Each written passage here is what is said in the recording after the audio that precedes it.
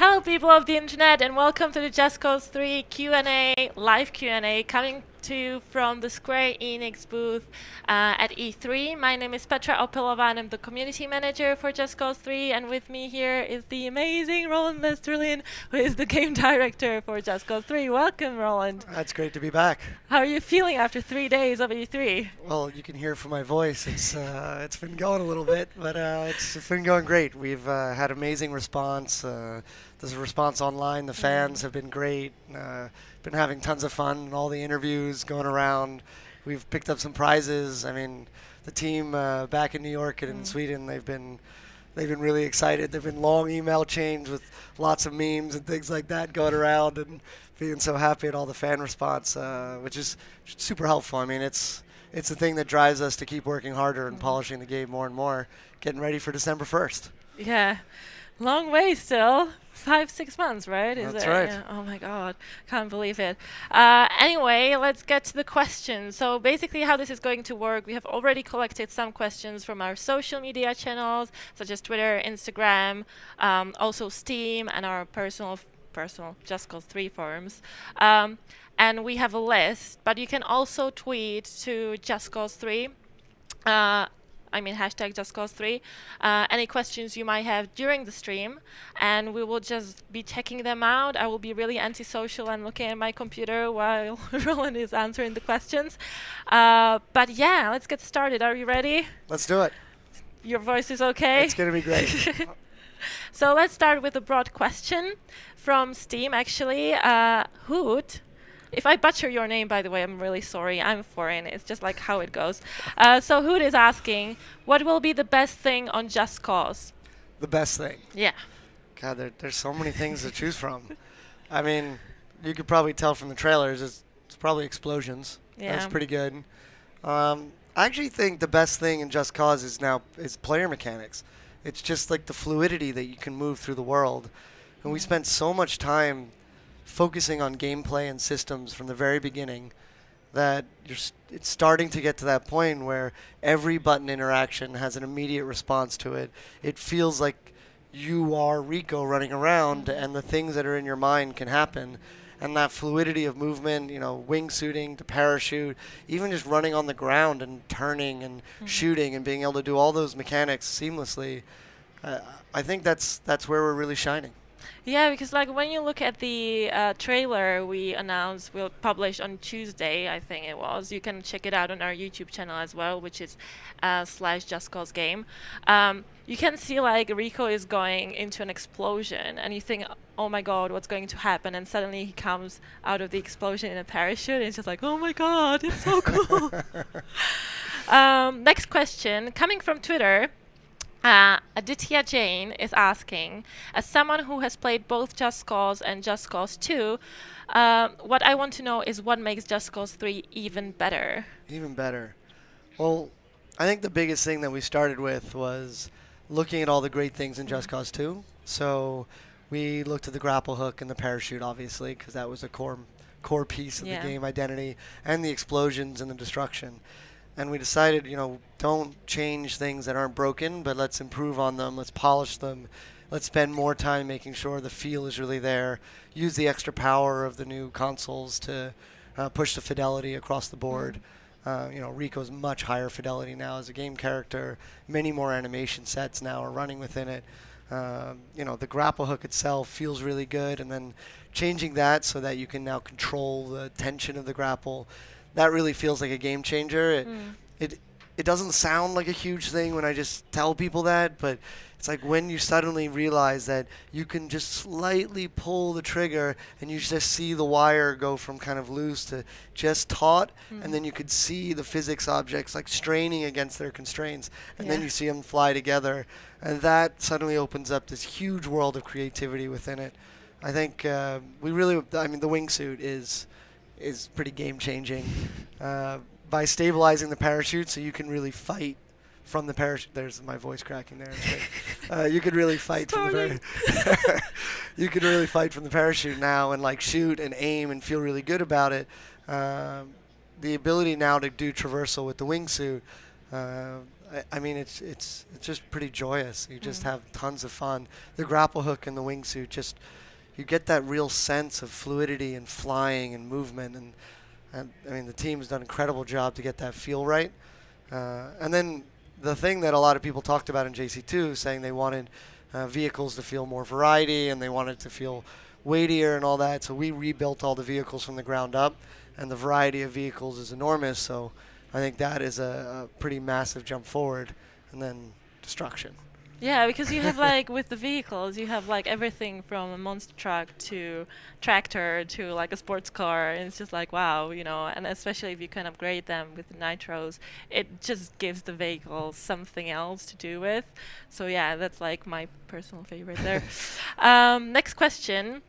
Oh, I really like that one. It's from Josh Duckhouse. Just Cause 2 theme music is superb. Can we expect similar experience with the score to Just Cause 3? Well, I don't think we've actually made any announcements on the score Yeah. yet, but I mean, why not? I'll make an announcement right now. Surprise. Yeah, surprise. An old friend of mine, Henry Jackman, came on and did the music for us. And if you guys want to look him up on IMDb, he's one of the biggest composers in the world. Normally, he just works on huge films, from Pirates of the Caribbean to Captain America. He did Yeah. Captain Phillips, that one. He did The Interview, which, that whole Yeah. North Korea thing. Sorry, Henry. I didn't mean to call you out there. But I mean, it's amazing to be able to work with someone as talented as him, Yeah. and the fact that he would accept to come on board and work on a game when normally he's working on these giant, huge films all the time with, crazy famous people. And I've known him for, gosh, a long time now, maybe 15 years, 14 years, and then he came on board, and he's just so talented. I mean, he lifts the whole game, that experience, that feel, and working with our audio director and our sound designers to really integrate it, because it's a really tough thing to do big Mm. music in an open world game. It has to be adaptive. It needs to constantly be changing according to what the player is doing, so that if you're just looking at a vista, you want it to hear the birds, and you want like a soft thing, and then you want the combat to kick in as soon as an explosion goes off. And the audio team has been doing an incredible job of making every gun and vehicle sound great, the whole sound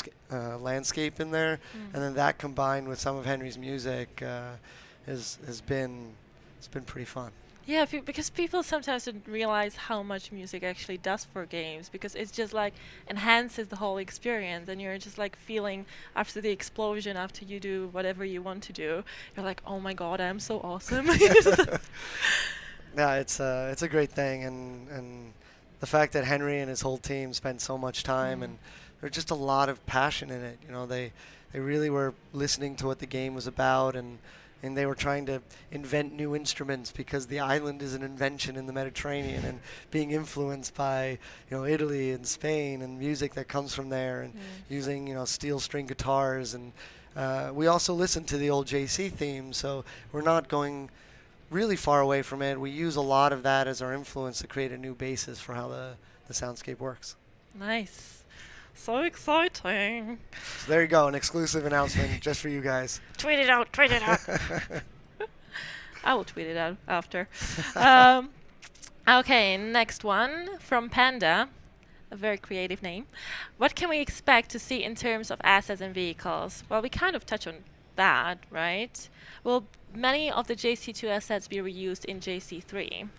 So that's a tough thing, because when we're doing any game that goes from one console to the next, the increase in resolution that we're Mhm. doing per asset dramatically changes how we build them, Yeah. and how we decide to build the world. Now, with the fact that so much stuff is destructible in the world, you need to actually build the destruction into the assets themselves. So we really had to work with our artists and our designers and our programmers and our sound designers and the VFX guys and pretty much everyone to redo almost every asset in the world.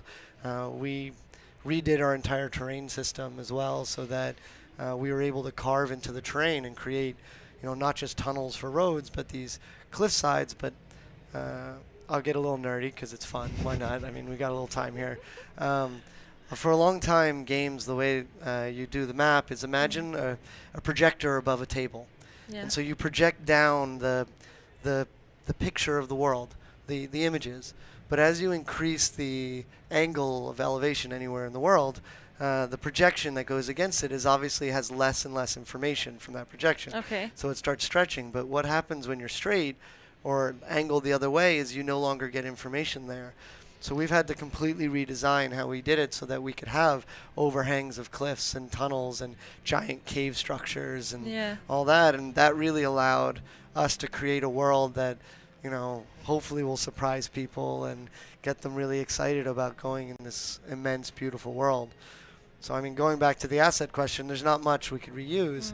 But we did really try to create a whole brand identity around even each vehicle. It's amazing. I mean, the art team is spectacular. It's a crazy amount of work. It's a crazy amount of work. Because if you imagine, we have 400 square meters, right? Miles. Yeah. Yeah. Meters, miles. Sorry. Square meters, it would be be like the showroom right here. I'm European. Anyway. We should do it in kilometers. Right? That's over 1,000, right? Yeah, I don't know. Yeah. We should do quick the math. It's third day of E3. I'm not doing any math. Exactly. But that's such a huge amount of work. But when you actually see it, because you can wingsuit around the cliffs and through like amazing structures, and you're feeling like it's like a holiday for me. You're just like, oh, I want to just have a few minutes just to calm down and relax, and just wingsuit around. And you're just like, yeah, nice. And if you look at the level of detail the guys have done, I mean, from our world designers and to our artists, they go in and there's so much love and care for every building, every piece of trash that's placed in the world. Every bush that's there, like someone has gone in and lovingly put in that level of detail, because we want to make sure that every player that goes in the world, they feel that immersion. And we also think that we're so passionate about making this game, and we pour so much of our own heart and soul into it. We want to make sure the players feel that. And I think when you see the game and the fun that's in it and our ridiculous humor that's in the dev team too, I think it comes across directly in the game. And Yay, boom. I mean, I hope it comes across. And we're real proud of where we are, and we're excited to keep polishing it up. That's the thing, because you spend so much time, so many years working on it, and then when you come here and see people's expressions, you're just like, yes, they get it, they get it. They do. It's working. And it's very nerve-wracking too, because the games now take so long to make. Yeah. You really don't get to make that many games in your career anymore. Yeah. So each time you've got to do the absolute best you can to make crazy, awesome games that hopefully players will remember, and you get the opportunity to make another one.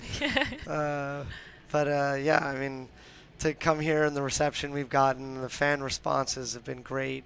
And I really appreciate everyone after all the, I mean, even when I'm doing the live streams and stuff and people making nice comments, and I like some of the making fun of me on memes and stuff. It's been pretty good too. I like the sense of humor out there, and I think people have the right tone for what this game is. Yeah, because it's fun, right? You don't want to come home and spend time on serious stuff. Well, sometimes you do anyway. There are other games too that are amazing. Just saying, so I don't smash any other games. Anyway, I kind of drifted off. Let's get back to the questions. Okay. Oh, that's a nice one. James Mills, TM. How often, on average, do explosions occur during standard missions in Just Cause 3? All the time or all the time? That explosions and missions happen? Well, I think just when you play, how much explosions per minute? Explosions are there? There are a lot of explosions. I mean, we give you infinite planted explosives in your pocket. So right there's an explosion anytime you want. The variety of weapons, our weapon designers and programmer, there's a weapon programmer who's been making a lot of these weapons along with our VFX artists and the sound guys. And I mean, it's insane. Their creativity to say, take an RPG, for example, and decide how many different ways you can make an awesome RPG where everyone feels different, everyone does something cool and different. Each one gives you the opportunity to invent a new way of having an explosion, and everyone's awesome. So you can sit there and so yeah, explosions missions are there's a lot of explosions in missions and a lot of things that you have to go and cause more explosions for. And we've been spending a lot of time doing tons of variety in our explosions. So Yeah. and you'll notice an explosion from a grenade looks vastly different from a fuel tank, looks different from a spherical fuel tank, looks different from our distillation towers. Um, Yeah, the looks- electrical charge electrical as well. charge yeah. that comes down, the electrical centers that Yeah. are special bavarium explosions, which I don't think we've ever talked about. Yeah, they're another exclusive right there. We're just going to keep throwing them out there. Tons of Third explosions in date there. of E3. There it is. Just It's let all showing. those secrets go.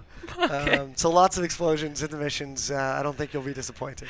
Yeah. Cool. Nice one. We can finish now. We have so much now. Just carrying on. Next one.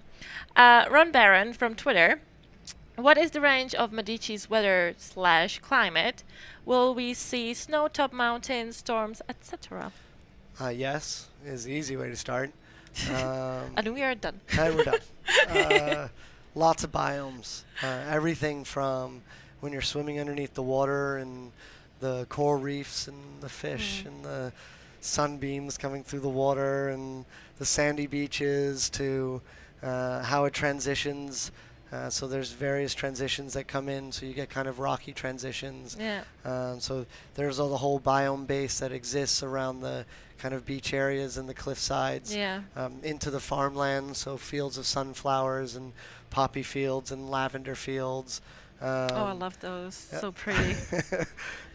Also into our forests, so we have these giant, beautiful forests to go and explore. And then into our mountaintops, which are snow-covered peaks. And our weather system will adjust according to your altitude, so there will be rain and snow and storms that roll in and this amazing like cloud cover, and you can really go into the clouds and They're fly so through pretty. them. And, Yeah. and then we have a full time of day cycle. Our time of day cycle actually connects also with our water cycles, so you'll find that during different times, like late at night, the water will be rougher than it'll be in like the early morning or the at dusk, where the wind dies down a little bit, and so the surface of the water will be a little Yeah. calmer. So we want to do that because also you might decide to do a boat race, and then you'll think to yourself, well, if I do the boat race at night, I'm going to hit lots of jumps, or if I do it during the day, I can get a really smooth path. And so, you know, constantly playing with it so the world feels like it's adjusting around you and changing. We have mines, and those mines have, I think we even had a shot in our trailer of one of the areas where there's destroyed trees and like areas that have been chopped down and kind of dead tree areas. And you can see we have these giant Oh, cave it's so structures. pretty. So these huge, we've even put bases that are inside of giant Yeah. cave structures. So really just tons of environments to go and explore and check out. And so yeah, weather, biomes, all It's of it. there, people. It's there. there. Okay, next question. All Just Cause games have luscious, beautiful maps. Nice for the luscious. But what locations will we explore after Just Cause 3? After Just Cause 3. Or in Just Cause 3. He said after, but I believe he said after Just Cause 2, probably. After right? Just Cause 2. I believe so. I don't think we're allowed to give secrets out on what the next game is yet. I think that's a little early still for that one. The locations that you'll get to explore, we tried to make the world feel like it has its own personality in each area. So when you start the game, it feels like a vacation spot in the Mediterranean. Cliffside towns, these beautiful perched towns that stick out over the cliffside, beaches with sunbathers and boats and all that stuff. And I mean, even though there's an oppression, even under brutal dictatorships, you still get people living their lives and, going to the beach because Yeah. it's nice to go to the beach.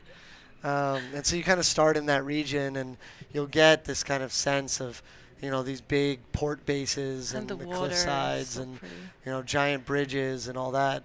And then as you progress into the second part, you'll actually find a place that this archipelago that has much more of a Swiss cheese sort of feel with tons of caves and things to explore, bases inside of giant cave systems, cool rebel bases to find and explore.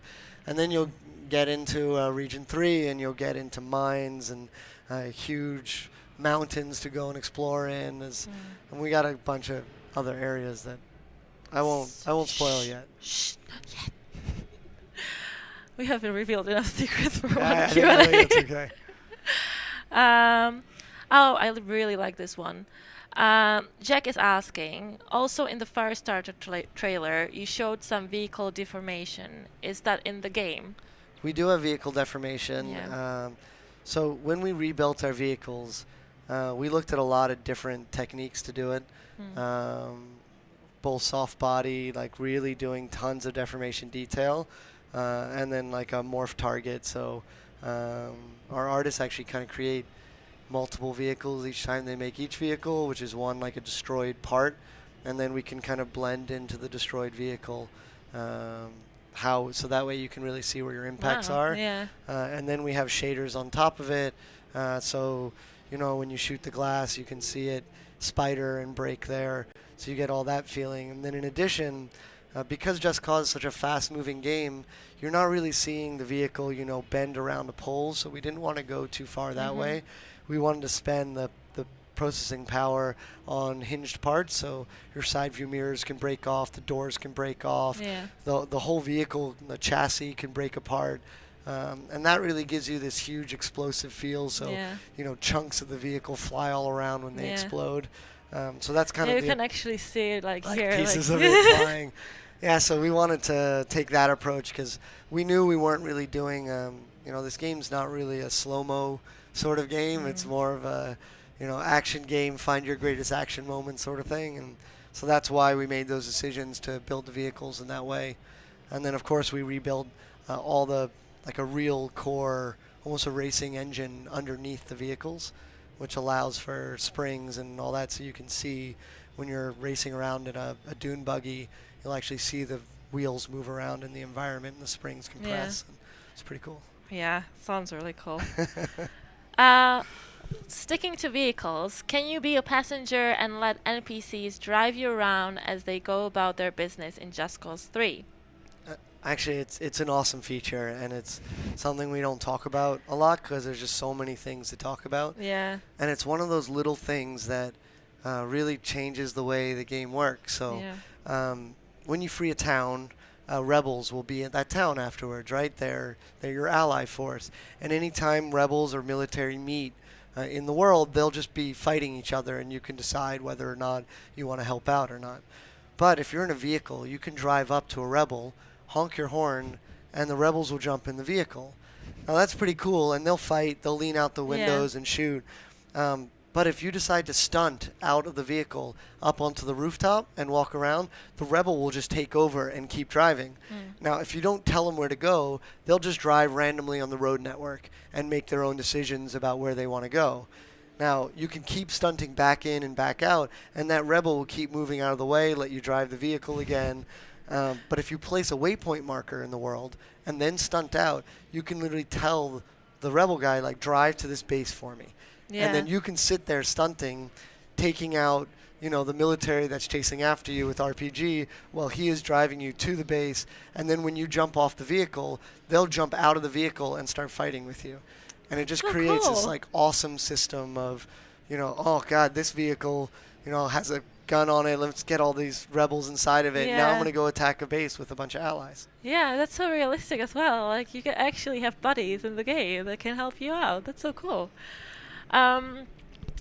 And next one, I'm looking at some live ones as well. So keep tweeting using the Just Cause 3 hashtag if you want any of your questions answered. We will also award some people who have been tweeting and interacting with us with some amazing Just Cause 3 goodies like t-shirts and magnetic recos, which are really cool because they're tiny and you can stick them on stuff. We're going to do a competition with that thing. Yeah, that's so cool. Should we tell them what we're going to do with it? Because it should be fun. Okay. With the magnetic. Okay, we're going to tell them. Because then it'll get out there. What we're going to do, at least with the devs right now, is we're going to take some pictures with Magnetic Rico in the craziest places we can figure out, Yeah. and then we'll post them, and then I want to see what everyone else does with the Magnetic Rico. Yeah. Because that would be fun. Think of all the places you could put on top of a car. And also because I took him to when I was flying over here, I took him on the plane. It was so cool, just like, oh, Rico is traveling He's around traveling the on foot. world. Yeah. Yes, it's so fun. I would love to see where people start putting Magnetic Rico and taking a picture Yeah. of it. So it's a challenge to all of you, and whoever wants to get involved in that, take some 3-inch awesome Rico. pictures. Yeah, Make 3-inch it Rico everywhere in the world. Yeah. Let's make it happen, people. Next one from Mama Luigi. Will the bridges get rebuilt after blowing them up? I think that applies to also like other structures. It does. Like our gas stations, so the gas station will stay destroyed if you stay in the area. Yeah. But once you leave the area and you go far enough away, we carry basically the spawn system around with the player wherever you go, so that the game is always interacting with the player wherever you are. So when you come back to that area, things like the gas station will actually be rebuilt because they're so much fun to blow up. It would be a shame that they were gone. By the end of the game, just so everything's it's just like. and then our bridges are kind of the same thing, because our bridges are useful for AI. They Yeah. use it to move around the world. And so when you destroy a bridge, the AI has to start repathing and figuring out use another part of the road network to get around. So we wanted to respawn the bridges as well, because they're so much fun to blow up. And when you're driving away, you don't want to suddenly be on a road that didn't have a bridge anymore. So the idea is that it's there, and then you could stunt out and blow it up again. Yeah. Cool. Next one. How complex is the new destruction system? And how much stuff can we actually blow up? So it's complex. It's a complex system. The people who've been working on the destruction, from designers to artists, the VFX, the sound, the programmers on it, even animation in some of them, all that time spent has made a fairly complex destruction system. To do what we're doing is a pretty big feat in an open world. And then we had to create rule sets for ourselves. I mean, the idea of destroying everything in the world, yes, it's theoretically possible, but if you flatten the world out, you lose the area that you can then grapple to get up in the air and get a vantage point on people. And Rico is returning to kind of where the place he grew up. So the idea of just leveling the whole country For the people. For the people. I mean, you kind of do it, but what you really do is you level everything that the military holds. So everything that the dictator holds, and that's why he starts losing power over the course of the game, because he's losing his military bases and the control in the towns with using propaganda over the people.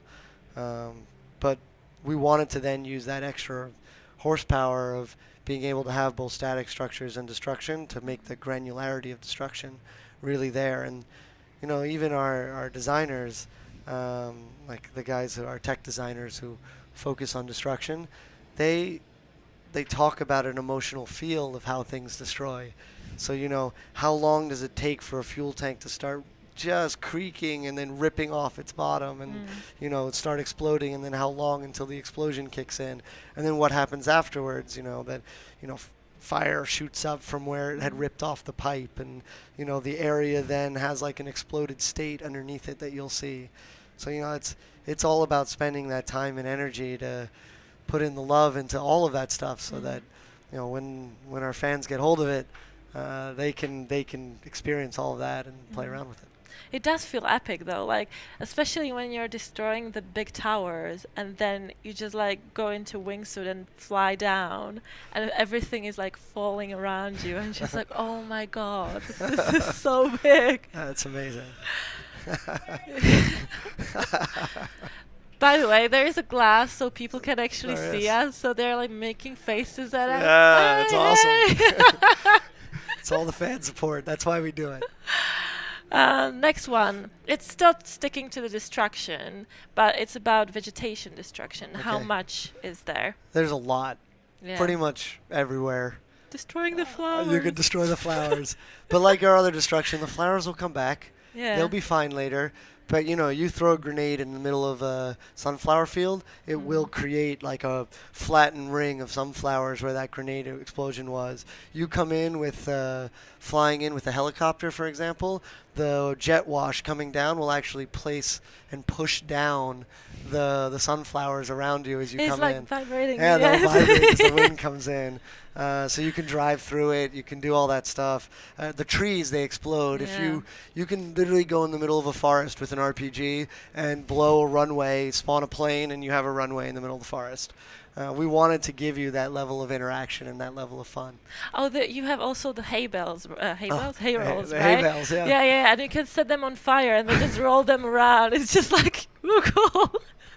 Yeah, it's a wild thing. We're having so much fun with it, and the game is about destruction and just joy, and we wanted to make sure that, the detail we put everywhere, and then maybe some people just want to mess around making pictures in sunflower fields.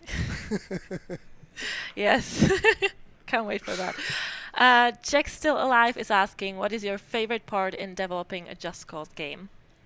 God, And we have just 4 minutes. 4 so minutes. I know, that's a tough one. Well, to be honest, I was a huge Just Cause 2 fan, and I wasn't a part of the making of Just Cause 2. I was just a fan like everybody else. When I played that game, it was a vacation. There were days where I just wanted to throw in Just Cause 2 and just fly around, and the ability to kind of see through the water underneath it, and that tropical paradise and these huge explosions everywhere. That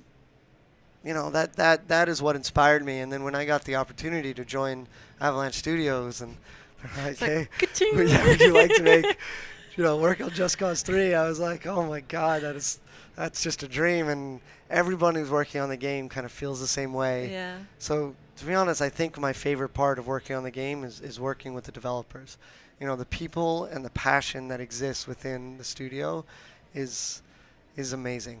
And the guys making Mad Max and The Hunter, and there's just this camaraderie that exists within the studio where everyone's kind of cheering everyone on, and there's friendly competition, and someone sees an explosion and they're like, oh, that's awesome, did you see what we did over here? And all the games that we make are very different from each other. They have a different vibe to it, but just sitting down one morning and being able to sit with our VFX guys in New York, like Fred and Josie, and sitting with them and saying, what's going on today? And they're like, hey, check out this new awesome explosion. I tweaked it so now there's an electrical field and it's got a shock wave that goes out, and the amount of love that they pour into it, it's fun. I think that's the best part of making the game. That's a really good answer. So I think that's all we have time for today. Thank you so much for tuning in. Thank you so much for asking questions. You can still ask questions tagging in our Twitter account, which is @JustCause, and I will try to answer them as soon as possible. And hope you enjoy it. Let us know if you did, and if you didn't, then don't let us know. Just positive stuff, people. Positive stuff. Let's be nice. Anyway, very nice to bring this to you. Thank you so much, Roland, for Thanks. answering all the questions. It's great. Sorry my voice is gone. Yeah, I think after this I will need a rest as well. So thank you so much, and bye. Bye-bye. Bye-bye.